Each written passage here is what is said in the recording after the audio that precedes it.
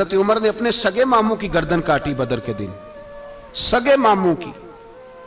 حضرت ابو عبیدہ بن جراح، سنو، اسلام امن کا درس دیتا ہے، محبت کا درس دیتا ہے، بھائی اسلام ہی تو امن کا درس دیتا ہے، پر جڑی بوٹی کاٹنا بد امنی نہیں ہوتا، ظالم کا ہاتھ پکڑنا بد امنی، اور امن والے اور ہوتے ہیں بزدل، ان دونوں میں فرق ہوتا ہے۔ امن والا بننے کا کہا گیا ہے، بزدل بننے کا کہا۔ میرے نبی پاک نے جو بدر میں تلوار اٹھائی تھی، زرہ پہنی تھی، حضور علیہ السلام نے لوہے کی جیکٹ پہنی تھی، تو وہ بھی میرے رسول پاک نے امن کے لیے ہی پہنی تھی۔ میرے نبی پاک صلی اللہ علیہ وسلم نے احد کے دن جو ہتھیار اٹھائے تھے تو وہ بھی امن کے لیے اٹھائے تھے، وہ بھی امن کے لیے حضور نے ہتھیار اٹھایا تھا۔ ہتھیار اٹھانا بد امنی کی علامت نہیں ہوتا میرے بھائی، یاد رکھیں۔ حضرت ابو عبیدہ بن جراح نے میدان بدر کے اندر جب جنگ کا طبل بجا، حالات بگڑے، جناب ابو عبیدہ بن جراح کہتے ہیں تاریخ نے ایک عجیب موڑ پہ مجھے لا کے کھڑا کیا۔ آپ فرماتے ہیں میرے لیے اللہ نے جو آزمائش رکھی وہ سب سے بڑی رکھی۔ فرمانے لگے جب میں میدان میں نکلا تو کافروں نے میرے سامنے جس کو لا کے کھڑا کیا وہ میرا سگا باپ تھا۔ آپ فرماتے ہیں اب مشکل بن گئی، عشق تیاگ دومی ایک برابر، تے عشق دا سیک ودھیرا، اگ تے ساڑے ککھ تے کانے، تے عشق ساڑے تن میرا، تے اگ دا دارو می تے پانی، کوئی دسے ہیں عشق دا دارو کیڑا، بلے شاہ تھے کچھ بھی نہیں بچدا جتھے عشق ہوران دا ڈیرا۔ فرمانے لگے اب میرے لیے سامنے باپ، ادھر بیٹا۔ آپ فرماتے ہیں دو رستے تھے، باپ بچاؤں یا رسول اللہ کا دین بچاؤں۔ ایک منٹ تھا فیصلہ کرنے کے لیے کہ ابا بچے گا یا دین بچے گا، کفر بچے گا یا اسلام بچے گا۔ فرماتے ہیں میں نے منٹ پورا نہیں سوچا، میں نے تلوار اٹھائی، باپ کی گردن کاٹ کے گرائی اور رسول اللہ کا دین بچا لیا۔ باپ کی گردن کٹ کے گری اور نبی پاک کا دین بچ گیا، بچا لیا رسول اللہ کا دین۔ حضرت عمر نے ماموں کو مارا۔ حضرت مصعب ابن عمیر کہتے ہیں تاریخ مجھے بھی لا کے کھڑا کرتی ہے بدر کے میدان میں، تو کفر کا لبادہ اوڑھ کے جب سامنے آیا تو وہ میرا سگا بھائی تھا، سگا بھائی۔ ہزاروں قومیں وجود میں آئیں دہر میں خشک و تر کے رشتے سے، پر ہم نے بنیاد دوستی رکھی یاد خیر البشر کے رشتے سے۔ سگا بھائی کفر کا نمائندہ بن کے سامنے کھڑا ہوا۔ مجھے اکٹھے کھیلنا بھی یاد تھا، مجھے ایک برتن میں روٹی کھانا بھی یاد تھا، ایک ماں سے لوریاں سننا بھی یاد تھا۔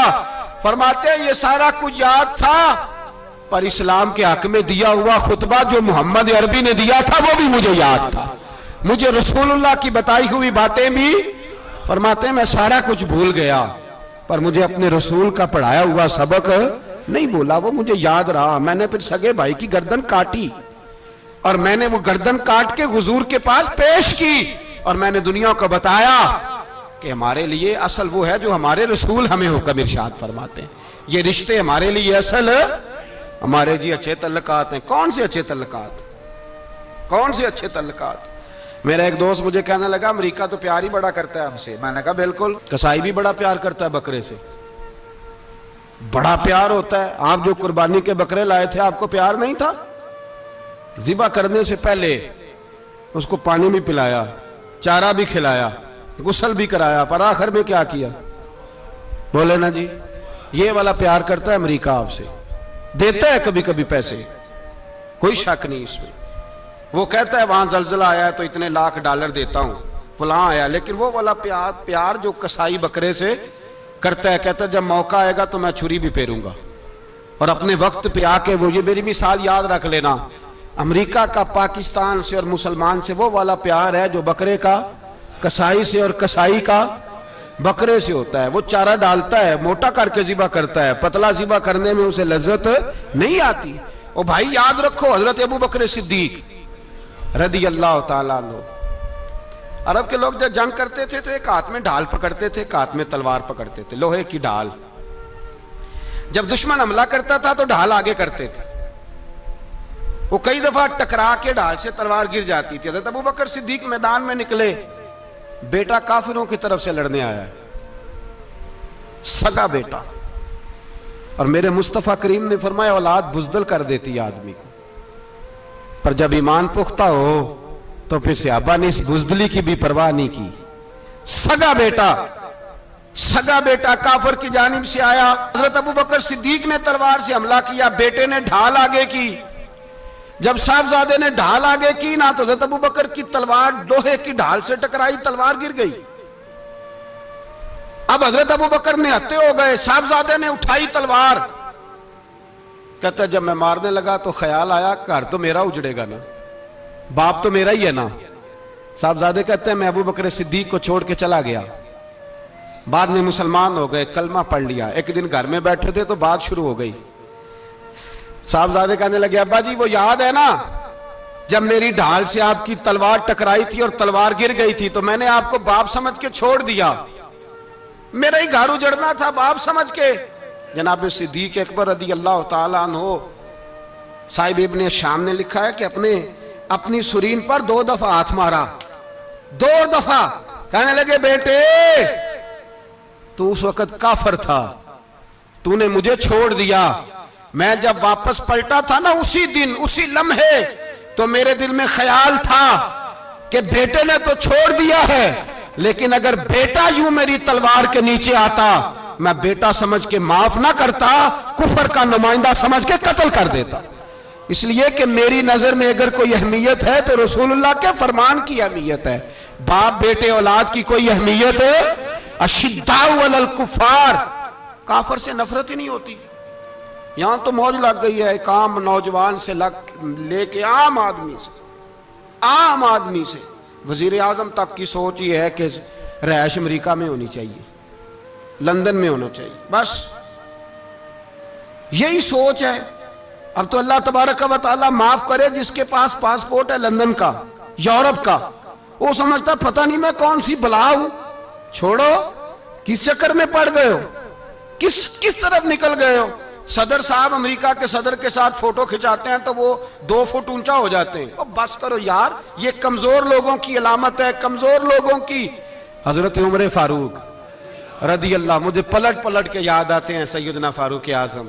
حضرت فاروق اعظم رضی اللہ تعالیٰ عنہ سے عیسائی بادشاہ نے کہا میں ملنا چاہتا ہوں.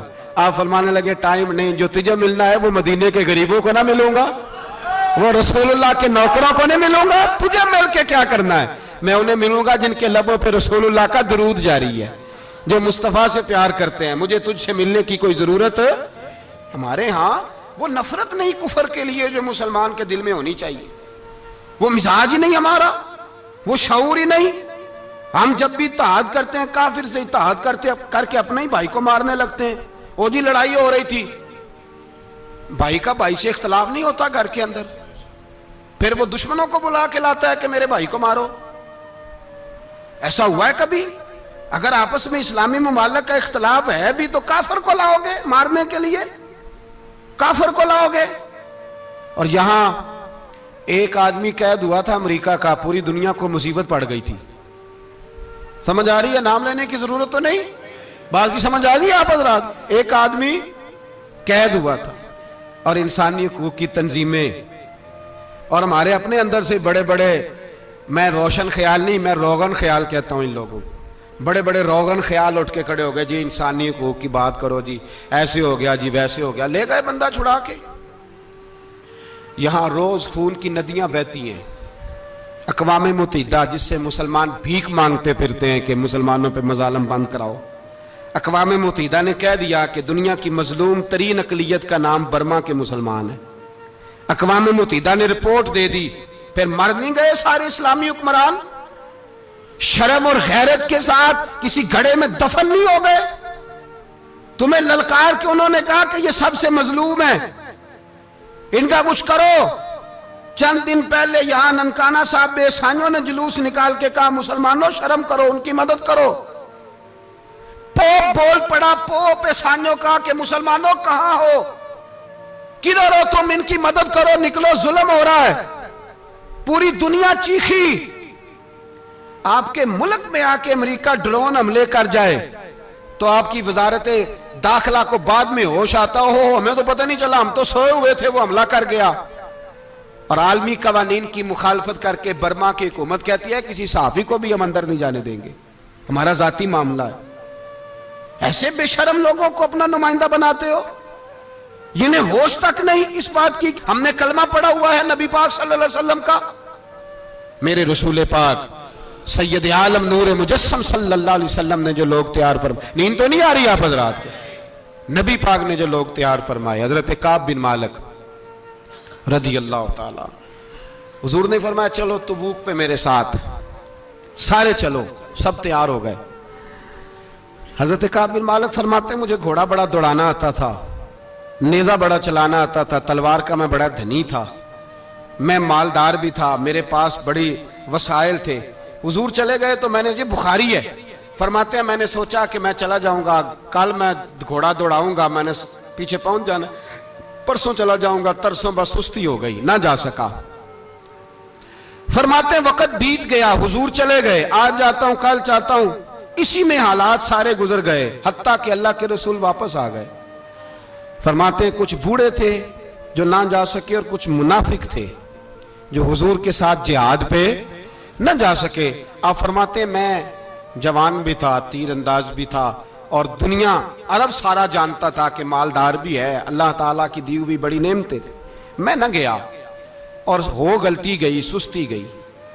فرماتے ہیں حضور مدینے میں آئے، جب مسجد نبی میں بیٹھے تو منافق آ کے بہانے کرنے لگے، کوئی کہنے لگا بچی بڑی بیمار تھی، کوئی کہنے لگا حضور کل ہی صحیح ہوا ہوں۔ فرماتے مجھے بھی پتا تھا، اور پتا مصطفیٰ کو بھی تھا جھوٹ بول رہے ہیں، حضور کو پتا تھا، پر وہ بہانے کرتے، حضور قبول کرتے، میں چلو جاؤ۔ کہا فرماتے ہیں ایک منٹ کے لیے مجھے بھی وسوسہ آیا کہ کوئی بہانہ نہ کر دوں، لیکن پھر میں نے سوچا بہانہ کس کے سامنے کروں، جسے اللہ تبارک و تعالیٰ نے نبوت کی آنکھ عطا فرمائی ہوئی ہے، اس محبوب کے سامنے بہانہ۔ اس خیال آیا مسلمان نیک و بد پہچان جاتے ہیں، محمد آدمی کے دل کی باتیں جان جاتے ہیں، کدھر بہانہ کروں، حضور کو تو سارا پتا ہے۔ فرماتے میں گیا، حضور نے پوچھا کیوں نہیں آئے، اور پوچھا بھی مسکرا کے، کیوں نہیں آیا، مسکرا کے پوچھا۔ فرماتے ہیں میں نے سچ سچ بولا، میں نے کہا یا رسول اللہ سستی ہو گئی، حضور غلطی ہو گئی، جو بہانے لگا رہے تھے ان کو آزادی مل گئی، اور مکتب عشق کا دستور نرالا دیکھا، اس کو چھٹی نہ ملی جس نے سبق یاد کیا۔ فرماتے ہیں ان کو چھٹی مل گئی، میں نے کہا حضور غلطی ہو گئی، تو نبی پاک نے فرمایا اس سے کوئی بندہ کلام نہ کرے، خبردار میرے ساتھ بھی گفتگو نہ کرنا۔ حضرت کعب بن مالک فرماتے ہیں میرا چچا زاد بھائی، خالہ زاد بھائی سارے رہتے تھے، میں کسی کو سلام لیتا تو کوئی جواب بھی نہیں دیتا تھا۔ فرماتے ہیں میں مسجد میں نماز پڑھنے آتا، پر صحابہ کرام کو حضور نے منع کر دیا تو مدینے کی گلیاں بھی ناآشنا ہو گئی۔ فرماتے ہیں مجھے یوں لگتا تھا کہ مدینے کے در و دیوار بھی مجھ سے کلام نہیں کرتے، میں وہاں دعا منگیا کرو سنگیو کتے مرشد نہ رس جاوے، اے جنہاں دے پیر رس جان دے او جیوندے ہی مرے رہن دے۔ کہا اس طرح لگا کہ جیسے حالات بگڑ گئے سارے میرے حق میں۔ آپ فرماتے ہیں میں مسجد میں آ کے بیٹھتا تو جب مجھے پتا تھا، میں جب آنکھیں ادھر کرتا تو حضور مجھے دیکھتے، اور جب میں نبی پاک کو دیکھتا تو حضور چہرہ پھیر لیتے۔ بول پڑے خواجہ غلام فرید صاحب، کہنے لگے میں ویکھاں تے میرا یار نہ ویکھے، جی میں نام ویکھاں تے او ویکھے، ایڈے نصیب کتھوں تتڑی دے او میرے وچ ویکھن دے ویکھے، غلام فریدہ او بوے یار دے مریے پامیں ویکھے یا نہ ویکھے۔ آپ فرماتے میں سید عالم صلی اللہ علیہ وسلم کو دیکھتا تو حضور رخ انور پھیر لیتے۔ حضرت کعب بن مالک رضی اللہ تعالیٰ عنہ فرماتے ہیں کہ حضور کا حکم آیا کہ بیوی کو علیحدہ کر دو، بار پہلے کوئی نہیں بات کرتا، اب کہا بیوی کو علیحدہ کر دو، تو میں نے کہا حضور طلاق دے دوں، فرمایا نہیں میکے بھیج دو، طلاق نہیں دینی۔ فرماتے ہیں بال بچہ بھی چلا گیا، نہ گھر میں کوئی نہ باہر کوئی، تنے تنہا۔ آپ فرماتے ہیں زمانہ جانتا تھا، عرب کے صوبوں میں بات پھیل گئی کہ کعب بن مالک جیسا سردار، مالدار، گھوڑ سوار، تیر انداز، نیزہ باز، اتنا بڑا سیانہ سنجیدہ آدمی جدا کر دیا نبی پاک نے۔ فرماتے ہیں غسان کے عیسائی بادشاہ نے مجھے خط لکھا۔ حضرت کعب فرماتے ہیں بڑی آزمائش تھی، پر یہ مصیبت سب سے بڑی تھی۔ غسان کے عیسائی بادشاہ نے خط لکھا، اس کا آدمی مجھے ڈھونڈتا پھرتا مدینے میں، میں ملا تو خط اس نے مجھے دیا۔ خط میں یہ نہیں لکھا تھا کہ کافر ہو جاؤ معاذ اللہ، یہ نہیں لکھا تھا عیسائی ہو جاؤ، اس نے خط میں لکھا کہ کعب ہم نے سنا ہے تمہارے نبی نے تمہیں چھوڑ دیا، ناراض ہو گئے، تم تو اس قابل تھے کہ صوبے کے گورنر بنائے جاتے، تم تو بڑے عہدے کے قابل تھے، تمہاری تو شہرت ہے سارے علاقوں میں، تم آ جاؤ ہمارے پاس، ہم تمہیں بہت بڑا عہدہ دے دیں گے۔ حضرت کعب بن مالک فرماتے ہیں اب میری چیخیں نکلی، اب میں تڑپ کے رویا، میں نے وہ اس کا خط پکڑا اور جلتے ہوئے تنور میں ڈالا اور مسجد نبی میں سر سجدے میں رکھ کے میں نے کہا اے اللہ، میرا ایمان اتنا ہی مشکوک ہو گیا ہے کہ کافر کہتے ہیں میں ان کے ساتھ مل جاؤں گا، اے اللہ میرا ایمان اتنا مشکوک، کافر سمجھنے لگے ہیں کہ میں مسلمانوں کو چھوڑ کے ان سے اتحاد کروں گا۔ یہاں لوگ کہتے ہیں ہم نے پریشر کے لیے ان کو ساتھ ملایا، ہم نے پریشر کے لیے کافر سے سمجھوتا کرو گے، اپنے بھائی پر ظلم کرنے کے لیے بھائی مانوں کے ساتھ دوستی کرو گے۔ حضرت کعب بن مالک فرماتے میں نے تندور میں ڈالا، میں تڑپ کے رویا، میں نے کہا اے اللہ میرا اتنا امتحان نہ لے کہ کافر سوچنے لگے کہ میں اسے سمجھوتا کروں گا، اے اللہ مہربانی فرما اتنا امتحان نہ لے۔ روتے روتے گھر گیا، سحری تک روتا رہا، ایک آدمی دوڑا آیا کہنے لگا کعب جلدی چل، حضرت جبریل آ گئے ہیں، اللہ نے تیری توبہ قبول فرما لی ہے، رسول پاک نے تجھے یاد فرمایا ہے، چل آ جا۔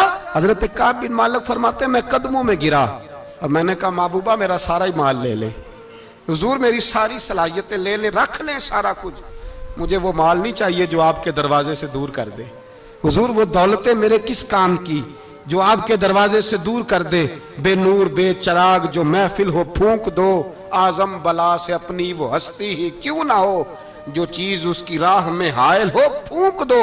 حضرت کعب بن مالک رضی اللہ تعالیٰ عنہ نے ایک منٹ کے لیے بھی کافر سے سمجھوتا کرنا پسند نہ کیا۔